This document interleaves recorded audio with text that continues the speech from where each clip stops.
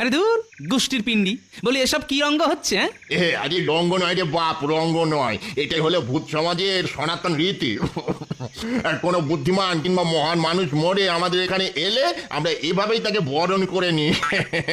আমাকেও করেছিল, এটাই করেছিল, মনে আছে তো? আমার নাম ব্রহ্মদত্তি, ভূতদের রাজা। হ্যাঁ, এসো এসো বাবা। ব্রহ্মদত্তি, ভূত, ভূতেদের সমাজ। এই এই এসব কথা বলার মানে কি? বুঝতে পেরেছি, তুই এখনো ঠিক মতো তোর অবস্থাটা বুঝে উঠতে পারিস না। ওরে বাপ, হয় রে হয়, সকলেরই এরকম হয়, আমারও হয়েছিল। মরে যাওয়ার ঝটকা আর খটকা কাটাতে কিছুটা সময় লেগেছিল রে বাপ। তার মানে তুমি বলতে চাইছো যে আমি মরে গিয়ে ভূত হয়ে গেছি, আর ভূত হয়ে তোমাদের এখানে চলে এসেছি? ঠিক তাই। আমি বিশ্বাস করি না, এই নিশ্চয়ই তোমাদের কোনো ছলনা। ছলনা নয় রে বাপ, এর মধ্যে কোনো ছলনা নেই। তবে হ্যাঁ, তোর মতো ধুরন্ধরকে মারতে আমাকে একটু